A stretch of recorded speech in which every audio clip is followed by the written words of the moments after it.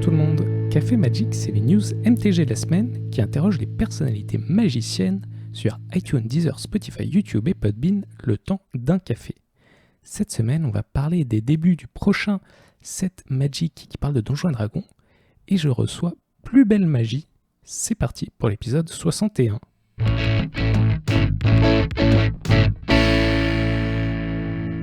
Donjons et Dragons Aventure dans les Royaumes Oubliés, c'est le prochain set de Magic. Et on recommence à voir des petits spoilers de ce prochain set. On avait déjà vu avant des cartes qui venaient de créatures assez légendaires de ce milieu, comme Drist ou alors le dragon Tiamat. Et aujourd'hui, on a vu quelques nouvelles mécaniques. En effet, bon, pour l'instant c'est qu'en anglais, mais on voit la mécanique Venture, c'est-à-dire voyager en quelque sorte, qui est liée à la mécanique de donjon. C'est-à-dire qu'on a un type de carte, un nouveau type de carte qui représente un donjon. Ça ressemble en fait à un token, mais ça a un dos de Magic. Lorsque c'est pas en jeu, ça vit dans ton sideboard, dans ta réserve, sans prendre une place de sideboard. Et lorsque c'est en jeu, ça vit dans la command zone. Donc c'est une manière de faire comme un emblème sans que ce soit un emblème. C'est un petit peu compliqué au niveau des règles, mais finalement c'est assez simple à utiliser. Et ça représente un espèce de donjon avec des pièces, avec un petit organigramme où tu dois passer dans cette pièce. Puis après, tu as le choix d'aller dans celle-ci ou celle-là. Et tout ça, c'est fait pour représenter un donjon. Par exemple, on a le donjon du mage fou, ou les mines de Phandelver, ou la tombe de l'annihilation, qui sont en fait des modules des aventures très connus de Donjons et Dragons. Et dans chaque pièce, ça a un effet sur le jeu. Par exemple, la première pièce, tu scry 1, puis la deuxième, soit tu vas dans la deuxième pièce qui te fait piocher une carte, soit dans la deuxième, soit dans une autre qui fait un autre effet. Et comment ça arrive en jeu ? Et ben, lorsque tu as une carte, notamment une créature, quand elle arrive en jeu et qui a la mécanique Venture, voyager, et ben, tu vas prendre une de ces cartes, la mettre en jeu dans la command zone et commencer ton voyage dans le donjon. Tu la mets en jeu, ou si tu as une autre carte Venture, tu vas changer de pièce et continuer dans le truc jusqu'à ce que tu le complètes. Et il y a d'autres cartes qui vont avoir un effet supplémentaire lorsque tu as fini au moins un donjon. Ça paraît compliqué comme ça, mais ça paraît assez cool et intéressant, et je pense que ça va être plutôt naturel finalement lorsque ça va être en pleine partie. On a aussi vu quelques cadres additionnels, des frames différentes pour ce prochain set. Il y en a un qui ressemble finalement à comme si la carte venait d'un vieux livre de règles de Donjons et Dragons, donc une page un peu marron avec des illustrations et les écritures en noir et blanc. Ça fait un petit peu noir et sépia, ce qui est un style assez différent, mais assez cool et assez discret. Et puis aussi, il y aura des cartes qui auront un cadre showcase, ils appellent ça, qui va ressembler au look de vieux modules, c'est-à-dire des vieux livres de règles additionnelles, en fait des aventures Donjons et Dragons. On a vu par exemple une Evolving Wild, une terre sauvage en expansion, le fetch qui arrive avec un terrain de base engagé, et celui-ci ressemble au tout premier livre de règles de Donjons et Dragons, donc c'est assez flavor, c'est sympa, mais ça fait une carte qui ressemble pas trop à une carte Magic. Quand vous verrez la photo, vous verrez si vous aimez. En tout cas, ça met bien dans l'ambiance, je suis impatient de voir la suite. Et maintenant, je vais recevoir un invité qu'on voit sur Twitch, qu'on voit sur les réseaux sociaux, mais on ne sait rarement qui se cache derrière ce compte. Je parle de Plus Belle Magie. Plus Belle Magie, j'ai vu pour la première fois ce nom sur Twitter, un compte qui partageait des clips de galéjade des lives de ValetPL, en tant que modérateur de la chaîne, et en creusant un peu sur son compte, on voit des projets assez fous dont on va parler, mais surtout, aujourd'hui, on va découvrir qui se cache derrière ce moteur à bonne humeur de la communauté. Comment ça va ? Ça va très bien, merci beaucoup, c'est très flatteur, très, très, très beau portrait. Ça me fait très plaisir de t'avoir sur le podcast, parce que j'ai quelques questions pour toi, que je trouve ta présence un peu mystérieuse, vu que je te vois juste à travers d'un pseudo sur Twitter et bien sûr sur Twitch. En exclusivité ici, Plus Belle Magie possède-t-il un prénom ? Qui es-tu ? D'où tu viens ? Eh bien écoute, je m'appelle Florian, ce n'est pas secret, hein, c'est quelque chose qu'on a déjà révélé. Enfin, les gens qui regardent les best-of, voilà, ValetPL ont très gentiment crédité mon nom à la fin des best-of, bien que je n'en fasse qu'une toute petite partie. Donc oui, il y a bien un humain derrière ce compte. C'est donc Florian qui bien sûr associé pour moi à la chaîne de Valet PL. Comment tu as découvert Valet PL? C'était comment les débuts de la chaîne et comment tu es devenu modérateur? Alors je suis pas modérateur, de Ah. leur chaîne. D'ailleurs on peut faire un big up à Sigrid, Didas et Lancelot qui, eux, sont modérateurs. Ils font un travail parfait, hein. Mhm. Il faut souligner leur engagement, leur implication là-dedans. Moi, je suis pas modérateur, j'ai pas ma petite épée, je la demande pas particulièrement. Je pense pas que j'aurais une légitimité à faire la justice, en tout cas aussi bien que ces 3-là, sur leur Twitch. Moi, je suis, on va dire, je suis un dérocheur, donc pour ceux qui sont pas forcément familiers du terme, c'est-à-dire que je vais clipper des extraits qui me semblent pertinents, rigolos, sur des plays particuliers, sur une situation un peu cocasse. Voilà, je vais faire ça. Et moi, je les ai connus. Alors moi, je me suis ouvert un compte sur MTG Arena en octobre 2018, au moment de Guilds of Ravnica. Donc moi, j'ai pas connu la bêta, alors qu'eux étaient dessus depuis longtemps. Mhm. Et bah forcément, au bout de quelques temps, moi j'ai repris le jeu. Je me suis arrêté en 2006 et j'ai repris en 2017. Donc tu vois, ça fait pas beaucoup de temps. Et donc, du coup, bah, comme tout le monde, tu cherches un petit peu des decks pour voir bah, qu'est-ce qui marche en ce moment, qu'est-ce qui est rigolo à faire, etc. Et comme ils étaient très très bien référencés, c'est un gros boulot là-dessus, bah, naturellement, au bout d'un moment, nos chemins se sont croisés, quoi. Euh, Moi, au début, je regardais leurs vidéos bah, un peu comme ça pour voir. Et puis, bon, très, très rapidement, j'ai attaché à la manière qu'ils avaient à la fois de présenter les decks et puis leur bonne humeur communicative. Et un soir d'août 2019, ça a été la blague de trop. Euh, j'ai tout seul commencé à créer le compte Plus Belle Magie. Alors, Plus Belle Magie en référence évidemment à Plus Belle la Vie, puisqu'ils sont dans le sud. Donc, on s'est dit, on allait faire la bêtise d'appeler le compte comme ça. De Marseille à Toulon, il n'y a qu'un pas. Ouais, et j'ai envoyé un tweet dans la foulée à leur compte en leur disant bah voilà, est-ce que vous êtes d'accord pour que je fasse ça? Est-ce que ça vous fait marrer aussi? Euh, on a mis quelques règles en place qu'on pourra peut-être détailler après si ça t'intéresse. Et m'ont tout de suite répondu oui, oui, vas-y, banco. Et donc voilà comment c'est né. Moi, ce qui m'avait inspiré à l'époque, c'est qu'il y avait beaucoup de comptes de type out of context, Mhm. avec out of context Mister FV par exemple, avec quelqu'un pareil qui avait fait un compte Twitter où il publiait de temps en temps des vidéos. Et puis moi tout de suite, j'ai trouvé il y avait masse de trucs à mettre, et puis surtout, il fallait pas le perdre, quoi. Je pense que, pareil, on pourra reparler de mes motivations, mais il y en avait une très clairement, c'était de dire, ouais, faut que les blagues elles durent un peu, quoi, parce qu'elles sont bonnes. C'était ma question suivante, en fait, comment tu as eu l'idée de ce compte Twitter? Et parce que bah, les blagues étaient trop bonnes, n'est-ce pas? Il fallait pas qu'elles se perdent. Est-ce que tu peux un peu plus développer sur tes motivations, justement? Ouais, bien sûr. En fait, attends, je réfléchis un minimum de secondes. Je pense qu'il faudrait, je pense qu'il faudrait classer un peu. Alors peut-être dans un premier temps, moi, ce qui m'a motivé entre guillemets, c'est que devant leurs vidéos, donc ça faisait peut-être oui, 7-8 mois que je les suivais, donc j'avais déjà une bonne idée de ce qu'ils étaient capables de produire à tout niveau, hein, en termes de plan de jeu, de stratégie, mais aussi donc, tout ce qui gravite autour de ça.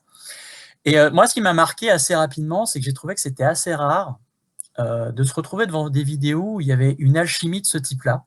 C'est-à-dire un duo qui fonctionne déjà très bien, dans le sens où ils ont une super complicité. Il y en a toujours un qui va avoir l'œil qui frise, l'autre sait tout de suite, justement, qu'il va y avoir un déclencheur, donc ça va partir en sucette. Et est-ce que je fais l'Auguste, le clown blanc? Est-ce que je remets une pièce dans la machine? Donc ça, c'est déjà très agréable rien que pour ça.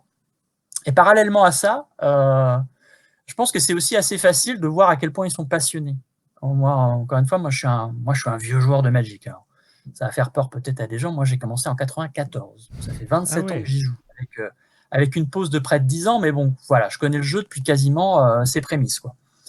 Et du coup, pour moi, ce qui m'a frappé, c'est que tu vois qu'ils bossent leur sujet. C'est-à-dire que quand ils te parlent d'un deck, quand ils te parlent de le contexte dans lequel il est né, qui c'est qui l'a construit, comment est-ce qu'il a évolué, on le voit lors des points news et des points météo. Bon, voilà, ça respire magique, ça vit magique, il y a une authenticité qui s'en dégage.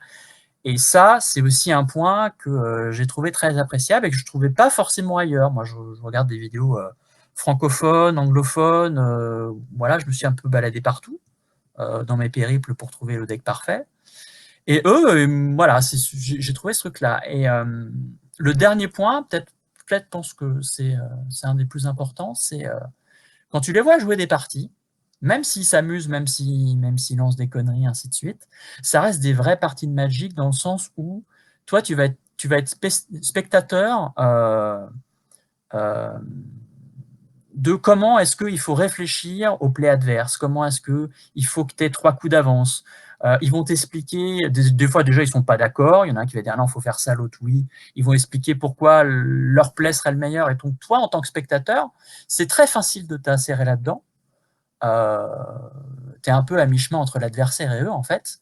Et tu es au cœur d'une pièce de théâtre qui va jouer à 4 personnages.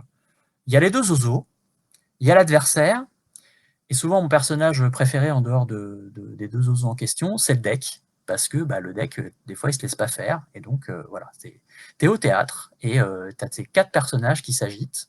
Et voilà, c'est ça que j'aime, parce que quand tu as ces 3 trucs-là, ou que tu n'en as même qu'un seul des 3, tu dis que quand tu as regardé une de leurs vidéos, tu n'as pas perdu ton temps. Parce que soit tu t'es marré, soit tu as appris un truc. Voilà, je disais sur les deck tech, etc. Soit tu as assisté à une partie de Magic qui est parfois très tendue, parfois très marrante, mais parfois voilà, ça va jouer au point de vie près, comme une partie que tu pourrais jouer toi.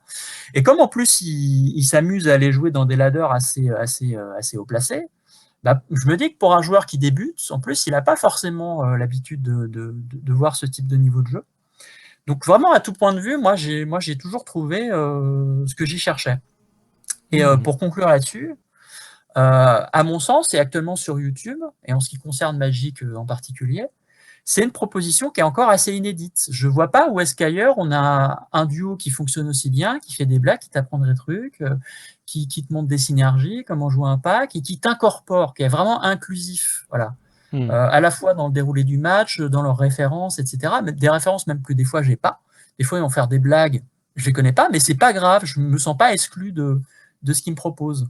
Voilà, donc c'est pas juste 2 gars qui sont enfermés dans une pièce avec une fenêtre qui est ouverte sur le monde. C'est vraiment des gens qui te disent vas-y, viens, on va te montrer un truc. Il n'y a pas de calcul, en plus, je pense pas qu'ils le fassent d'une manière qui soit pas naturelle. Ils oublient jamais qu'il y a un spectateur. Ça aussi, moi, je viens d'un milieu événementiel, donc l'animation, quand tu la maîtrises, c'est vraiment une grande force. Et voilà, ils oublient jamais que tu es là, et donc du coup, voilà, tu ne perdras jamais rien à regarder une de leurs vidéos. D'accord. Donc, de la belle magie et aussi de l'entertainment, mais de la positivité. J'aime beaucoup comment tu as décrit ça. Et moi, c'est quelque chose aussi qui me touche beaucoup dans leurs vidéos. C'est qu'ils font pas semblant. Ça se voit qu'ils sont vraiment eux-mêmes contents d'être là. Et ça crée une positivité qui fait plaisir. Et que grâce à tes clips, tu extrais de Twitch et qu'on peut voir sur d'autres plateformes aussi, comme par Ouais. exemple Twitter. Et c'est ça qui est super. Petite question technique, du coup, ça te prend combien de temps chaque semaine de regarder, puis d'extraire les clips, etc. Écoute, c'est très variable. D'abord, je vais faire une petite incise parce qu'en fait, là, je fais une petite trahison envers Valet PL. C'est que je vais peut-être l'apprendre, mais ils n'ont jamais entendu ma voix à Valet PL. On n'a jamais communiqué autrement que par DM Twitter ou dans leur chat, etc.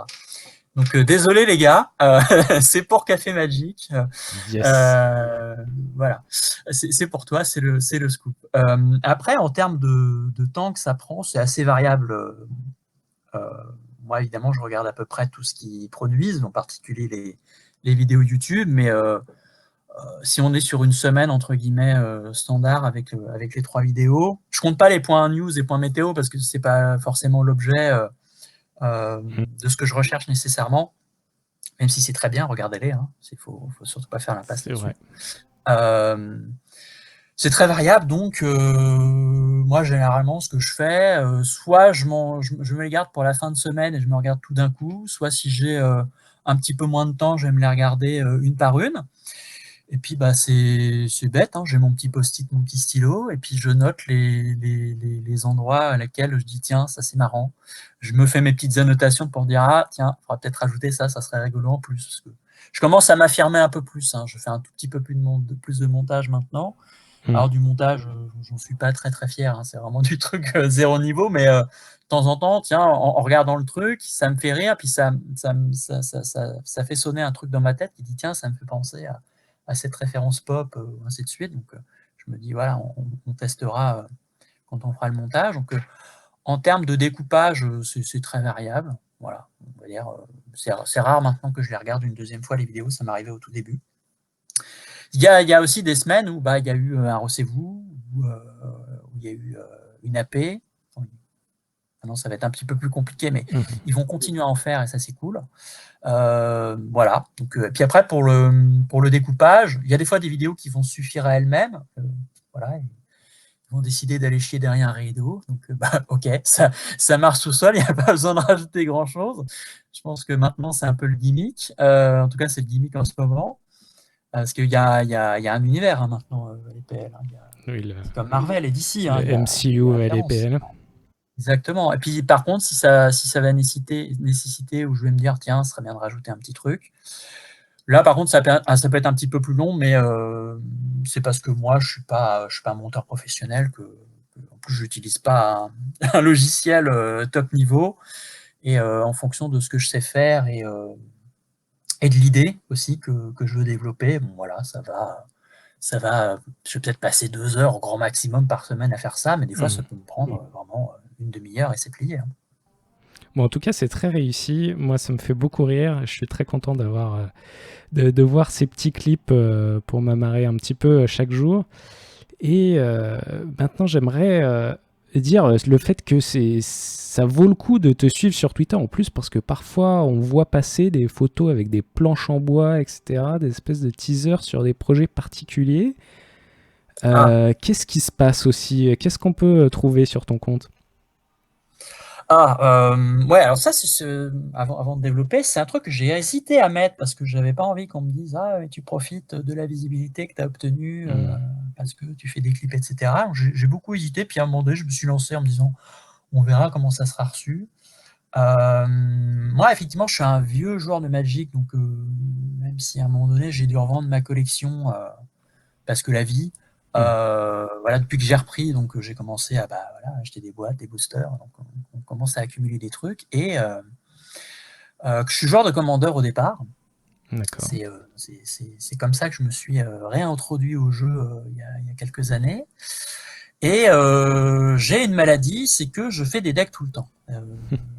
Moi, ça m'intéresse de jouer des trucs différents, de tester des archétypes, de passer des decks à mes copains, voilà, et de faire ça. Et du coup, tu accumules des cartes et tu dis à un moment donné, c'est con, il y a des cartes qui vont toujours rester dans leur boîte, et puis ce serait bien de leur donner une nouvelle vie. Et ça a commencé comme ça. Au départ, c'était avec des foils. Je me suis dit, tiens, ça serait marrant de faire un truc que avec des foils. Donc ça, c'est dispo sur le compte si les gens veulent aller regarder. Et puis, il y a eu un gros projet, j'ai eu l'idée il y a 2-3 ans, c'était de me dire, on peut cuber à peu près tout, mais pas le Commander. Et c'est un peu dommage de ne pas pouvoir cuber du Commander parce que, oui, il y a des restrictions. Il faut forcément que tu aies une carte légendaire en tant que Commander. Et puis, il y a l'identité de couleur qui fait que, oui, mais si tu dois le drafter, tu peux pas drafter toutes les couleurs. Donc, ça posait plein de problèmes et moi, j'aime bien résoudre les problèmes. Donc, je me suis penché là-dessus et je me suis dit, tiens, un cube Commander, quelle tête ça aurait? Donc, c'est ce que j'ai fait, donc ce qui est visible sur le compte. Donc, ça s'appelle l'Hypercube. C'est un cube de 2500 cartes. Alors, ce qui a l'air énorme dit comme ça, mais Effectivement. on ne drafte pas 2500 cartes. En fait, on va faire une sélection parmi les cartes de ce cube-là, et autour de ça vont graviter quelques mécaniques, notamment une mécanique qui s'appelle les Regalia, alors qui ne vient pas de moi, que j'ai emprunté à Brandon Sanderson, qui est un auteur de fantasy et qui joue à Magic, et qui a eu l'idée de faire ça. En fait, on a à peu près eu la même idée, même si on ne l'a pas orienté de la même façon. Mais en tout cas, j'ai trouvé son idée très bonne, et j'ai décidé de la reprendre et de m'intéresser un petit peu au game design de la structure qu'il avait faite, qui est de dire, si effectivement on a autant de contraintes, peut-être qu'on peut les contourner à l'aide de cartes spéciales qui s'appellent les Regalia, qui sont des cartes qui sont draftées avec les restes du pack, et qui vont t'offrir la possibilité de modifier les cartes que tu vas drafter, notamment, en particulier, les cartes légendaires. Tu vas pouvoir dire, eh ben, cette carte-là est une légendaire simique, mais si je draft cette carte-là, je vais pouvoir lui dire, en fait, on va passer de simique à Témur. Donc, ce qui me permet de drafter des cartes rouges là où j'aurais été contraint précédemment. De pouvoir changer des cartes traditionnelles en cartes tribales, de rajouter des capacités, ainsi de suite, et donc de pouvoir dire, à la fin, avec toutes les modifications que j'aurais faites en draftant ces cartes-là, je vais pouvoir me faire un pack que je n'aurais pas pu faire autrement, et qui permet de drafter du commander. Voilà. Donc ça te change la manière dont tu drafts, ça va changer aussi le deck building, ça permet aussi de jouer sur l'inattendu, parce que même si tous les joueurs vont voir la plupart des cartes défiler en se passant les packs, il y a quand même l'inconnu de ce que tu vas avoir construit à la fin autour de ton commandeur, parce que c'est quoi ta tactique, quoi. Donc ça fait un cube commander. J'ai vu aussi un cube popper sur ton compte, et tout ça, c'est contenu dans de magnifiques boîtes. Tu aimes passer du temps aussi à rendre l'objet intéressant? Ouais, c'est vrai qu'on n'a pas parlé du contenant. Le contenant, ouais, c'est assez important pour moi, dans le sens où j'ai un petit jeu, moi, que j'ai toujours eu, je crois. J'ai toujours bricolé, plus ou moins. Des trucs pour mettre mes jeux, pour mettre mes cartes, pour faire plein de trucs. Des meubles aussi parfois, et parce que j'aime le bois, c'est une matière que j'aime beaucoup. Moi, dans une autre vie, je pense que j'aurais été ébéniste. Ça, si je faisais pas ce que je fais maintenant, sans doute que j'aurais fait ça. Donc, en toute humilité, hein, parce que ce que je fais actuellement est vraiment pas proche de ce que des vrais artisans sont capables de produire. Hein. Mais le petit jeu que j'ai, c'est d'essayer de se rapprocher toujours le plus possible d'un produit qui a l'air officiel. Parce que ce que j'aime bien, c'est par exemple quand tu vois sur des sites ou sur Twitter ou sur Facebook, des gens qui font des proxys de cartes, en essayant vraiment de faire de la qualité. J'aime bien avoir des commentaires de gens, par exemple, qui disent « Mais c'est quoi, par exemple, ce Secret Lair? Je ne l'ai pas vu passer. » Alors que, non, ça n'existe pas. C'est un truc qu'on a fait pour rigoler. Et moi, j'aime bien essayer de surprendre à ce niveau-là. Et donc, l'idée, c'est à la fois ça, d'avoir un contenant qui est joli, d'avoir quelque chose qui fait comme si c'était officiel, un truc un peu limité auquel toi seul as accès aussi, finalement. Et puis d'y ajouter des notions de confort en mettant un maximum de matériel dedans pour que, après c'est quand même fait pour jouer, donc au moment où on doit s'en servir, on ait vraiment le confort d'avoir tout le matériel, les dés, les compteurs, etc. Et ouais, c'est peut-être une deuxième maladie que j'ai, c'est ça, c'est de faire des trucs qui aient un petit peu de cachet, on va dire.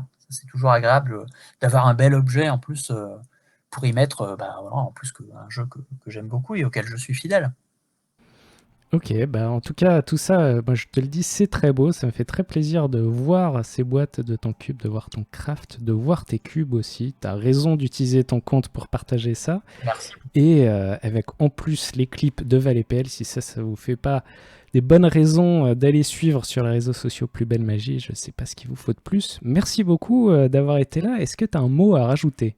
Est-ce que j'ai un mot à rajouter? Oui, j'ai un petit truc à dire, peut-être pour les gens qui nous écoutent, voilà, parce que on a parlé de mes motivations, mais moi, ce qui m'a donné envie de les aider, c'est une philosophie qui m'anime un peu au quotidien, c'est que je considère que si tu en as les moyens, alors les moyens, ça peut être du temps, ça peut être la connaissance d'outils, là, pour moi, c'était Twitter et un petit peu de découpage vidéo, et si tu en as la motivation, et que tu aimes quelque chose, faut toujours essayer de pousser ce que tu aimes à des gens que tu connais pour les faire kiffer aussi.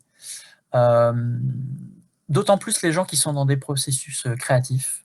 Ça peut être toi, par exemple, aussi, parce que tu fais aussi un taf de qualité Merci. au quotidien. Ça va être les copains de Magic C'est Chic, ça peut être Bandit. Je vais Mhm. en oublier si je fais la liste, donc je m'excuse déjà à tous les gens que je ne vais pas citer, mais des gens qui vous font une proposition, qui se mettent en position de vulnérabilité parce qu'ils vous donnent quelque chose, qui vous exposent quelque chose de personnel. S'ils produisent quelque chose qui vous plaît, ça vaudra toujours le coup d'essayer de faire un geste pour eux. Ça peut être des trucs tout petits, ça peut être un RT, ça peut être un encouragement, un commentaire, ça peut être, pour ceux qui peuvent, un ton Tipeee, un sub. Moi, ça a pris la forme d'un compte Twitter, au débeauté, un soir d'août 2019. Il y en a qui vont devenir modérateurs, il y en a qui vont faire des sous-titres de vidéos, voilà. Et l'idée, c'est voilà, il faut essayer de pousser quand vous aimez un truc. Il n'y a pas de mauvaise manière de s'y prendre parce que vous aurez jamais autant de regrets que quand le truc s'arrête alors que vous l'aimez bien et que vous n'avez pas eu l'occasion de le dire.